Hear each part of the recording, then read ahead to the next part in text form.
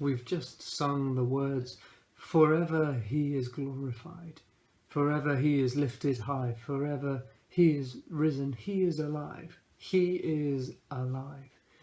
Jesus is alive today. And this evening, as we spend a little time in this reflection now, we're thinking about eternity.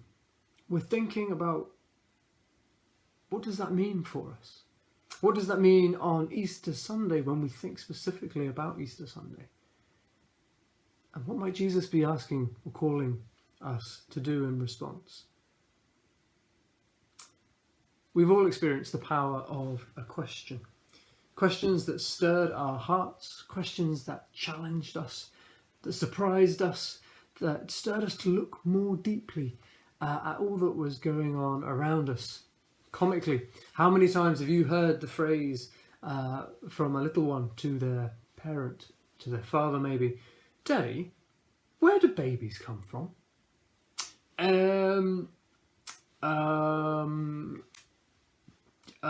Ask your mother. It's a comic moment where a question just brings so much of the expression of questioning and questions to the front of our minds. It can strike at the core. They can strike at the core of our understanding, our expectations, and they represent the curiosity that wells up within us. Questions can start rumours. Questions can start wars. Questions can spark compassion, and questions can create a marriage. So we all need to ask questions. Just imagine a world where there were no questions to be asked. What would be the point of law? How could you thoroughly cross-examine the circumstances and the situation to prove the who, the what, the when, the why of what was going on? Someone just says, "Oh, not guilty." "Oh, we've got no questions." "Oh, there's nothing to discuss." Without questions, research wouldn't develop. Without questions, medicine wouldn't be where it is today and able to go forward. Without questions, the list goes on. I dare to suggest that the greatest attribute of a question is that it can actually take us on a journey. Like a key in the door of an old disused door. When you turn it, the dust falls off, the cobwebs move in your hand, and the lock creaks open. But the question is, what's on the other side? What's behind the door? What can we get to? What might we find? What might we see? So what questions are you asking today? In these days, maybe it's too soon to think of questions you may be asking. Maybe your questions are present and they're flooding your mind. You sense an anxiety around them and the circumstances we face and the sense of tension in this temporary way of living. All questions are helpful, and they help us to see more of what we may be thinking as well. So may I present a question this evening? What about eternity? I'd like to suggest that there's more to it than a notion of time, and it does in fact connect with our reality today in advance of its presence in the future. Let me read to you a few words. "Yet God has made everything beautiful in its own time. He has planted eternity in the human heart. But even so, people cannot see the whole scope of God's work from beginning to end." That reading comes from the New Living Translation. So no sooner have I prompted the thought of eternity and the question of, actually, what are we thinking about eternity? Are we thinking? I'd encourage you to think about eternity. We end up landing in this moment in a tension from the Bible itself, seemingly. On the one hand, we sense life, that there is more, that there is an eternity for us to grab a hold of. And the words that I've just read that were written thousands of years ago ring true to us. There's something of eternity in our hearts. But on the other hand, we get a stark reality check.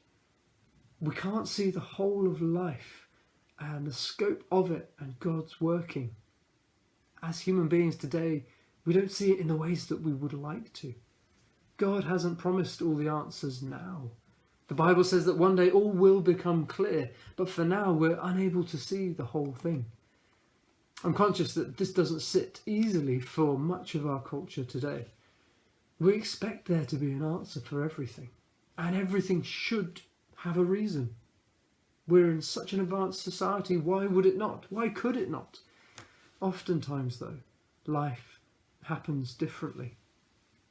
So here we stand, plump in the middle of a reality that we desire and need eternity, and at the same time, a human limitation of not being able to fully grasp it. But here's my thought. Are we left alone in that tension? And I think the answer is very simply no.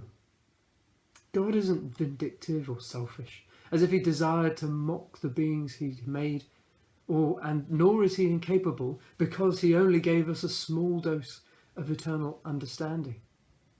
Instead, a mystery took place at Easter, which was God's greatest initiative in response to the tension that we find ourselves in. The story goes like this.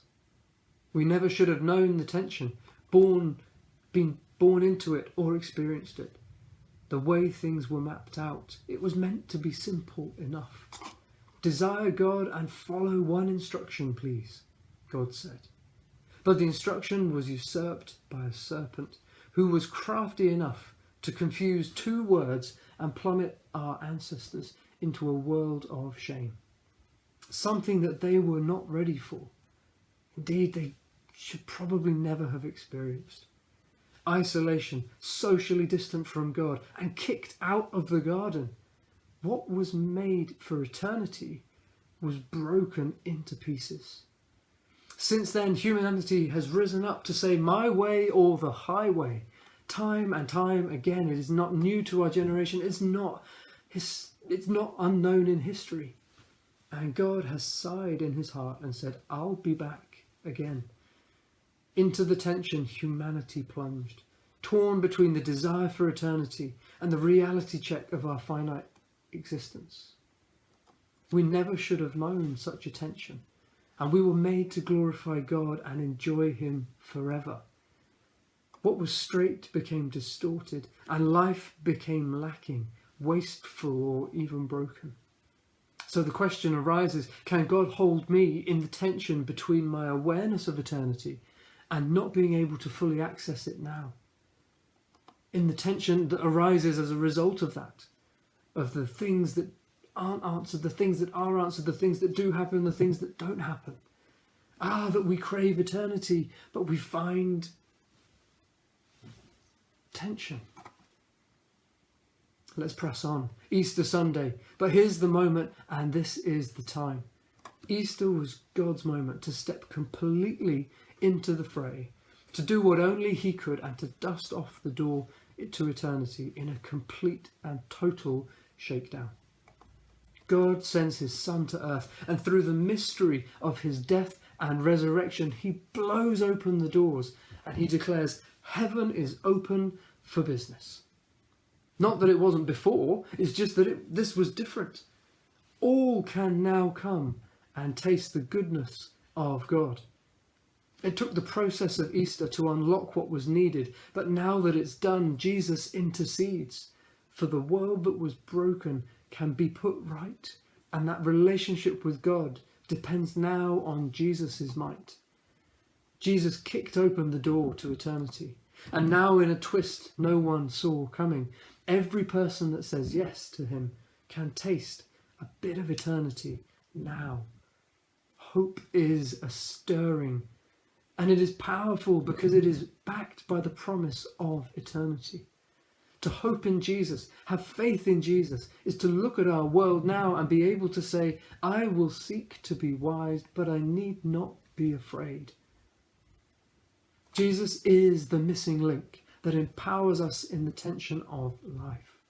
We sense eternity when we see compassionate care and sacrificial love.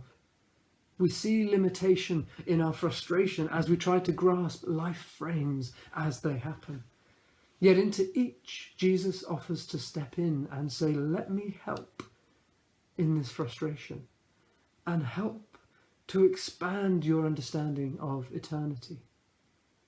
I'm convinced that though life is imperfect, laying hold of Jesus does what nothing else can. Someone once asked me, why do you want to talk about the Bible? And I found myself looking back and saying, I can't find anything else in this life that has brought any satisfaction remotely close to what the Bible has done and what Jesus has done in my life. Jesus is the missing link to our soul's expectations or strife. If we fill it with Jesus, he'll fill us with life.